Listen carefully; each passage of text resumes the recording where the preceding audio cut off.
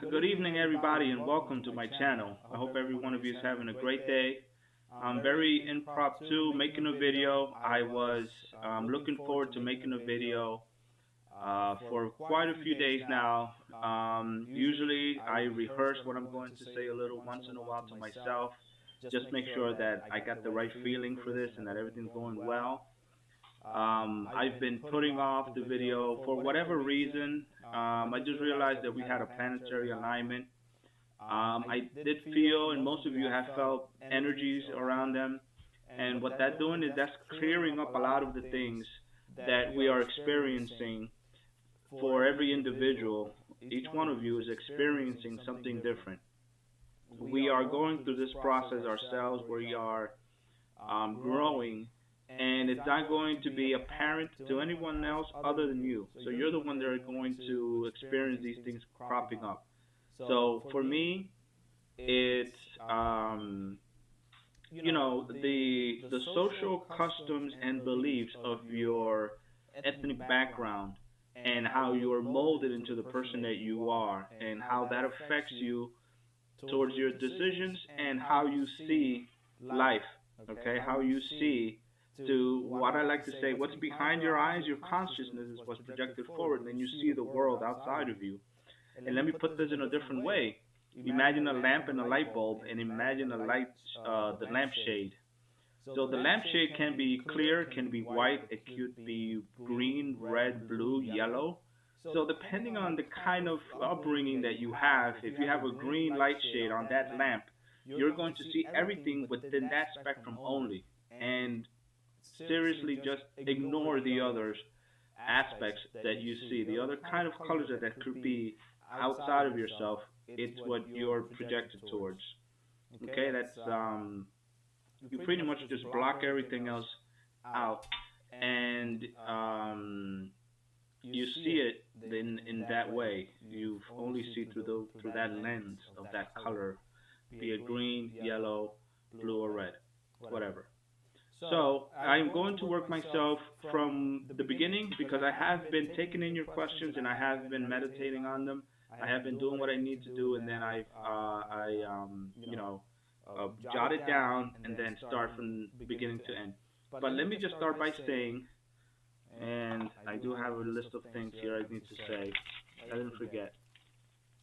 I also didn't forget to, or have forgotten to, but I remember that I should be detailing the illustrations that I write down because once in a while I may just show something in an image, and most of you are not going to be able to see an image. I can just describe what I'm showing on the camera. So that's important. I didn't forget about that. So let me move on to what I do need to say. And see, so some of the things that I write, they're a little way back when. So to me, it doesn't make any sense. But I'm sure that someone out there is going to pick up on this and say, you know what, that touched my heart, and I really like that he said that. So I'm going to read off a few paragraphs. The first one is JFK. Oh, the first one is I found the 1960s silver JFK quarter, and all those things together blended really made sense, right? And we know what happened to John F. Kennedy. Also, solar magnetic storms and X-class solar flares. So this is going to increase your vibrations, and then you're going to feel more separated from 3D. You're going to again, we're moving away from all that and all that baggage. You can't take any of your emotional, psychotic behaviors and all this baggage. You can't take that with you to 5D. All that stuff stays behind. So there is an alternate, the other side of that coin, how you might want to see that is very simple. Because when the kids are starting to be raised, when we raise our children, when we continue the evolution of our species, then less and less things are going to be relevant for us. Less and less things are going to matter so much, and there's not that much occupying your consciousness when you have to think about race, or when you have to think about mass shootings, or when you have to go and and have this just linger on there. Because even though you don't participate in it and we see it, if you're intuitive enough, you can tell that there's a change of energy. And in that same within that same vein, I can say that um, you might also predict the future a little based on what the current situation is. That's also possible. One thing I wanted to mention as well, and I'm trying not to rush through this, is I might have an echo, and I'm trying to figure that out. So sorry. Let's see, what's the next thing? Oh, so again, this is just it's gonna make sense to you, but I wrote it quite a bit ago. So it says, "Hello, girls, and hello, ladies." So two different people had a conversation, and this is answering your Q&A now. You had a conversation with a girl, um, and that girl is her name is Semjis, Semjase, and you both had a conversation with that same woman, and you can look her up online. She's real. She exists. You had that conversation with her. And then you had a conversation with the Lyran women. The female Lyrans, they were on board the ship.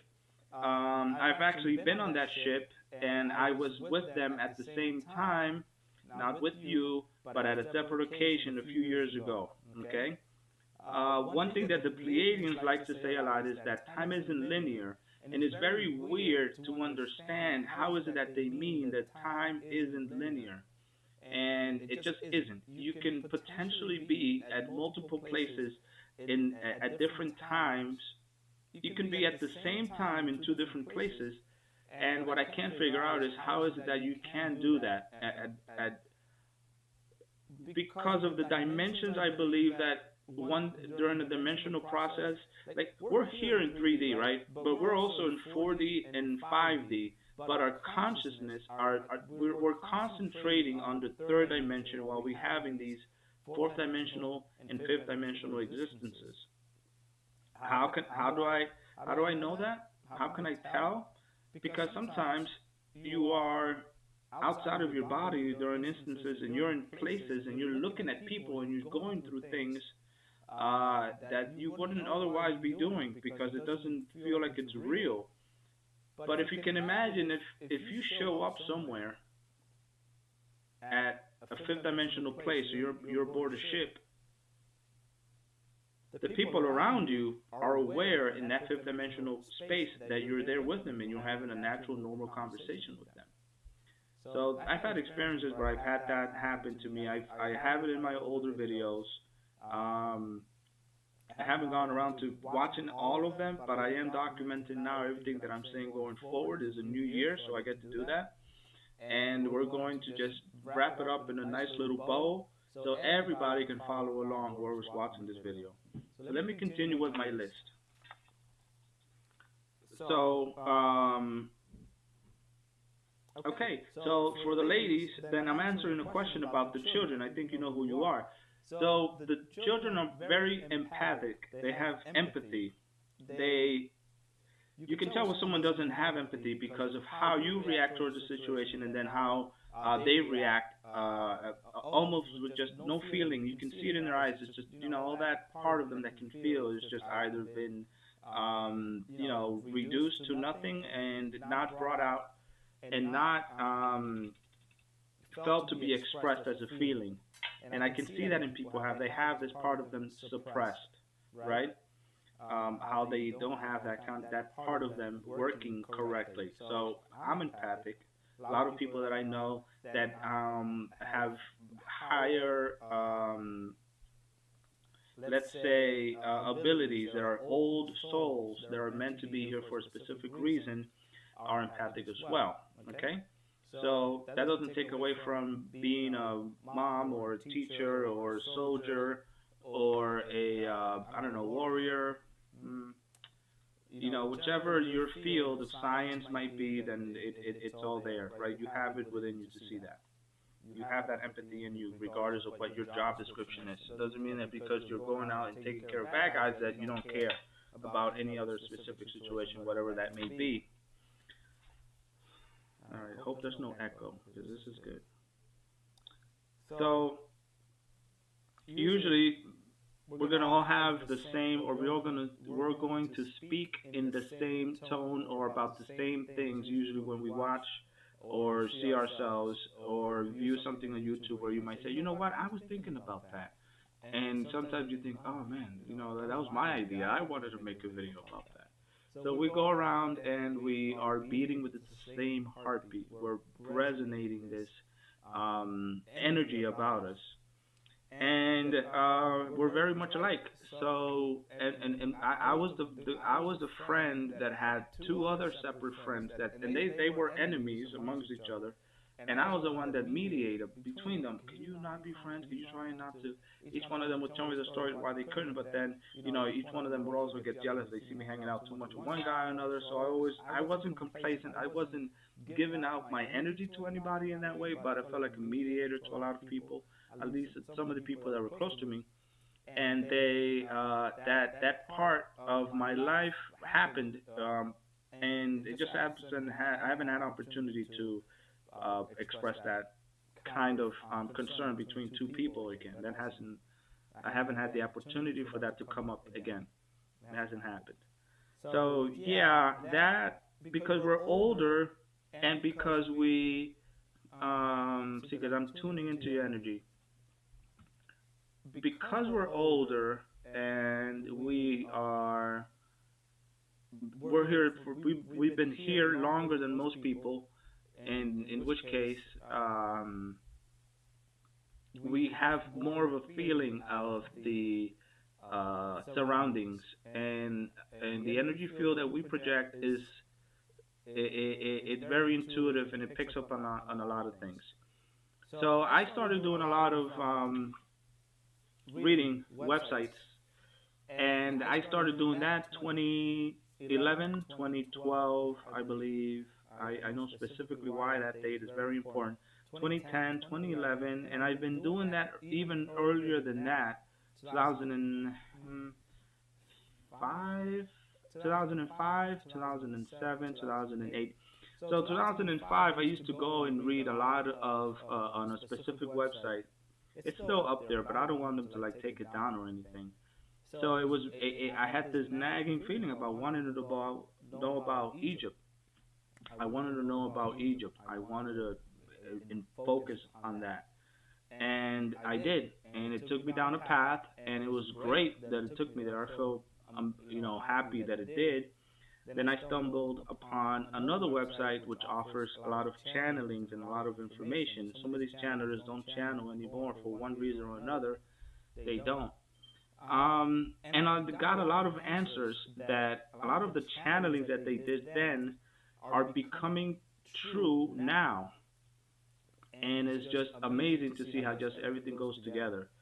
So that kind of gives you a hint of what the channelings that you might be reading now, how maybe in the next 5 or 10 years they might be manifesting themselves in which one way or another. But I don't want to give you any specific dates about anything. All right, so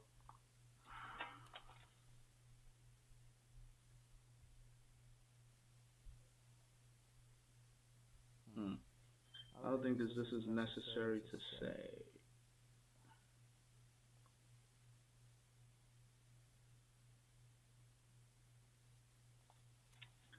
So why you don't have that kind of energy? Well, I believe that you put yourself in a situation where you have to take care of others, and that takes away time from growing and learning, and it just wasn't the right time for that to come up. And then maybe when you did have an opportunity, as now as you're able to evolve and grow in that way, all of a sudden everything just comes to you, and you're here and you're awake, and you're like, okay, you know what? It's been buzzing, it's been buzzing. It's a fly that goes around in your face, and you're trying, and then you finally get it, and you're like, oh, geez, now I understand. But it's awakening process, because not everybody's supposed to awaken at the same time. I awoken because of let me talk about myself. So I grew up religiously for many, many, many years. Sometimes I still have those hymn songs of the church in my head, and I sing them along, and I find myself singing these things. and they're great. It's fun. It's stupendous, amazing. Just how many people get together for a good positive cause. But then human evolution and souls. Thank you everybody for listening and watching. I appreciate this so much. Human evolution and souls are meant to grow through a process of spiritual soul growth. Not every soul on earth is new, and I'll explain new. Not every soul on earth is old. Lots of in between there. So if you're an old soul, you're very, very intuitive. I could be intuitive, and I don't have to be in this specific body to be intuitive. It's the soul that's intuitive. The shell just lets you be in a tangible physical space. Okay, I don't want to lose track of that other question you have. But when you're in that, when you're the evolution, then so you had to wake up at that time. You woke up at when you needed to wake up, and I'm saying about when I needed to wake up. So one part of my family is very, very religious, and I'm going to give you a flip side to that, which you understand. And then another part of my family was not saying the opposite. Was just they were saying, that book is it's not real, it's fake. Or I would hear somebody say to me, well, what happened to Jesus between the ages of I don't know 20 and 40 when he went through Egypt and he came back, and then when my other part of my family went even further to say, oh, you want to read about it? Here's a book that talks to you all about that specifically. And it was just little seeds of information that was being planted as I went along. So it was easier for me to string these things together so that I could end up where I am now, which is fine. And you waking up when you need to wake up is great, okay? So now I'm going to talk to you about a little of the Dark Night of the Soul, maybe. I think I want to call it just another step in the ladder of evolution of what I need and what everybody needs to go through to learn, because every experience is very unique, okay? So it was 2019. Now 19 is a very important number because it's 1 and 9. There's only 9 numbers in that you could ever use. Between 1 and 9, 0 is not a number. 0 is a placeholder. And then 2019, so that's a very important year. And I think we all know what happened in 2019, so I think you know how to connect the dots here. So what me saying this is it's also the month or the year better saying where I actually woke up even further and deeper into all these, let's say, hidden mysteries of the past of humanity. So now I'm going to move on to continuing here to address someone else. I can just continue to talk, but I'm going to put a little hold right there. And I'm going to talk to you about the Andromedans. I've been trying to talk to you about this for quite some time. It's been in my head. It's all coming back to me, blah, blah, blah. So the simple question is yes. There, in the dinosaur era, there were highly advanced civilizations that lived on plateaus higher than where the dinosaurs could ever get to, so they would never be able to get that high, and there were civilizations at those plateaus. I think that answers that question. So then you're saying, why Andromeda? And this is just in retrospect of your question. Andromeda, because Andromeda regard Lyras as very important to them. Because 3 things happened when we had the war in Lyra. Some of us stayed. Some of us were able to physically leave. So basically, they can disappear and reappear at will. They can do that. I think you remember that I told you that you said you could do that once. They can disappear and reappear at will. So what they did was they left and they went to a higher plane, right? Let's say that they became angels just for a come here, you. Let's say that they became angels for the lack of a better word. Some of us stayed behind fighting. Some of us became angels and left, and then the other group was the group that went out into space, and I want to say that they went towards the other galaxies: Andromeda, Pleiades, Arcturus, Arcturian, Arcturus, and whichever other ones out there. Sirius, Sirius A, Sirius B. That's a whole different story about Sirius A, B, and all that. So to put it in number, we are 20 billion years, 80 maybe billion years old, if you want to say that. So the Andromedans, the reptilians, eventually caught up to. All right, so let me just make a pause here for a second. So when we were in the higher dimensions, you had to go through dimensions, and this is where I'm going to illustrate certain things.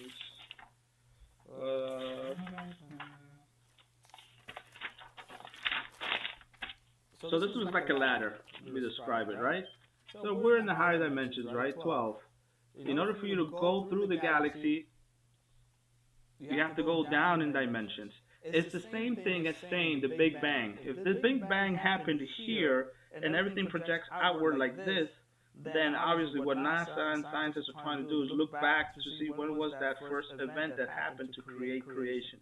So using that as an example, that we're going right, Lyrans are going this way, and as they go, they get more physical. Their body becomes more dense. We have more weight to ourselves specifically, and then we start going down and incarnating into these planets where we can take a native creature, incarnate in that creature, and then evolve out that that shell. Like this human shell can start to evolve, as an example. What I'm trying to get to is this. The ones that are angels, as in my previous example, made a promise that we make sure that we can have those that are still physical here find a way back home, because we don't have a home. We lost our home, right? And then the ones that stood behind still managed to stay behind, okay? But then there are those that are incarnated in Andromeda, as the example that I want to give you, and those that are in Andromeda once had a issue where the reptilians caught up to them, and they were about to lose their civilizations. So what did they do? They were evolved enough to know that their descendants are Lyrans, and they called out help. They called out for help to the Lyrans. So they assisted. So that's exactly what's happening here on Earth. Okay, it's only just a mirror image of what's happening here now. So don't forget the daughter, Semjase.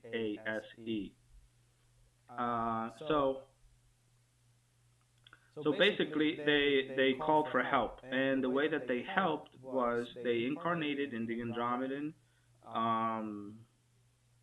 galaxy, and they incarnated in where they needed to be physically in these bodies, so that they can be here, right? As in, I'm here, but then I'm just helping you. All I can do is offer to help you. You're the one that has to do the heavy lifting. We can only set up the pieces. You're the one that has to continue to make the moves to knock everything in place. That's all I can offer you. And I'd like to thank you for the opportunity for me helping you. For example, making these videos so that we understand where are we in the grand scheme of things, right? The big picture. That's what matters, right? All right. So Andromedans, and they had an important figure in their among them, and a group of them started to, I want to say, take over, take control, right? In an emergency situation, a group of them were just calling the shots and, hey, do this, do this, do this. And the other ones, because of the kind of panic they were in, succeeded and said, yeah, sure, come on, just go and do whatever you want to do. And then we managed, as incarnated Lyrans in Andromedan bodies, to help the civilization and thwart off the reptilian invasion. Okay, so let me word it for you in more modern times. What is happening? So the Pleiadians were supposed to be and are helping extensively Earth in order to liberate planet Earth, and that's a loaded thing to say. Liberate planet Earth because there's different levels of looking at things. And you might want to go back to thinking about how I said, what was it I said about souls, right, and old and younger souls, etc. It's a little complicated. I don't want to take you there. I don't want to go meta on you right now. The Pleiadians said, we're going to help Earth. When they realized that the Earth situation really wasn't as good or as manageable as they thought in the 50s, 60s, and 70s, then they called upon their ancestors. They called upon the Lyrians and said, please help us so that we can get through to this. And that's why there are Lyrians here on planet Earth. So I hope that answered the Andromedan question. Maybe you were very important, you were very knowledgeable, you were very just regarded as a great being for them, and then they have this feeling of wanting to always be around you and always wanting to, they want to be in your care, right? They want to be in your presence at all times. I haven't spoken to any single Andromedan in quite some time, but maybe they like you better. I don't know. So back to the thing about the domes. Yeah, in the Jurassic era of planet evolution, there's always been an opportunity to bring in souls so they can grow their way. Okay, so they can advance in their spiritual growth, that their soul can advance.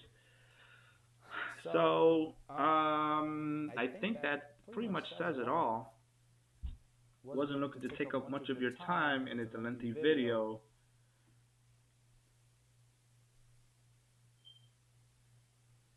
Yeah, yeah. It's all done. Great.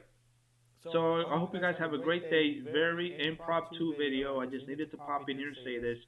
I felt like if I would have put this off a few more days, I wouldn't have gotten anything done. So I am getting it done right now. So I hope you guys have a great evening and enjoy the rest of your day. Take care.